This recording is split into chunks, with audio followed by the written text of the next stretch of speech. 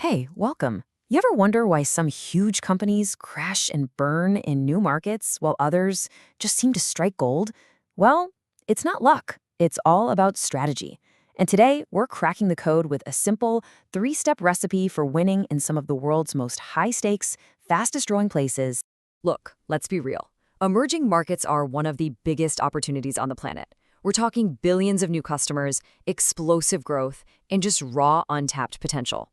But they're also a minefield. They're unpredictable, they're super complex, and they are full of risks you just don't see coming. So the big question is, how do you find that gold without stepping on a mine? Well, the answer is having a structured approach. You know, the top analysts, they don't just throw things at the wall and see what sticks. They use a clear three-step framework to cut right through all that noise. First, they map the arena. Then, they find the voids. And finally, they make their move. So let's break down what each of those actually means. Okay, let's dive into this. Step 1, map the arena. This is all about getting the lay of the land.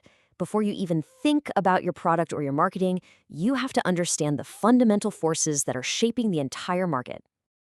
And to do that, we use something called a macro framework. Now, this has nothing to do with your company, not yet. It's about the bigger picture, the political climate, the economic trends, the cultural norms. Think of it as getting that 30,000-foot view so you can see the entire landscape before you try to land. Two really essential tools for this are the Pestle and Cage frameworks. Pestle, it's like a complete weather report for the region. It looks at the political, economic, social, technological, legal, and environmental factors that affect everyone. Cage, on the other hand, is a bit more personal. It measures the distance between your home country and the new one, not just in miles, but in culture, administration, geography, and economics. It helps you see the specific hurdles you're going to face. Now, this next step, this is where things get really interesting. Because this is where the unique challenge of emerging markets really comes into focus. Honestly, this is the secret ingredient. This is what separates the huge successes from the spectacular failures. It's all about finding the voids. This quote right here just says it all. See, in a developed market, you're usually fighting against what's already there, the competition. But in an emerging market, your biggest opportunity is often in what's missing. And there's a name for this concept, an institutional void. It's the absence of things we totally take for granted in other places, like a reliable postal service, or a trusted credit card system, or even good roads. Now, these voids can be a massive headache for sure, but, and this is the key, they can also be your single biggest opportunity.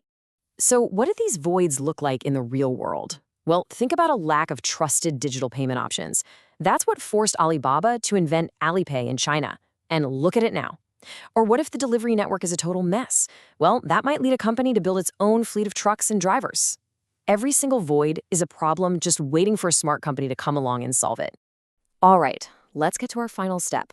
Once you've mapped the arena and you've identified those critical voids, you are finally ready to decide on your actual strategy. This is where all that analysis turns into action. It's time to make your move. And for this, we use a strategy framework. This is where you build the specific game plan for your company. How are you going to compete? What's your unique advantage? And most importantly, how are you going to turn those voids you've found into a competitive weapon?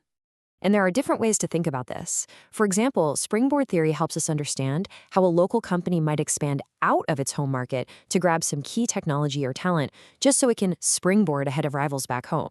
On the other hand, you've got something like the OLI paradigm. This helps a big multinational decide if it even makes sense to enter a market by looking at its unique ownership advantages, the location advantages of the new market, and the benefits of doing things in-house. It basically answers the question, should we go there and do it ourselves? So let's put this all together. It's a really clear path. We started by mapping the world around us, then we zeroed in on the gaps, and finally, we built a specific plan of attack. See? This three-step process gives you a powerful, repeatable way to think about success. And this slide right here is your game plan. It puts the whole recipe on one page. Just look at the flow. Step 1 at the top, map the arena. The question is, what does the world around me look like? Step 2 in the middle, find the voids. What's missing here that I can fix?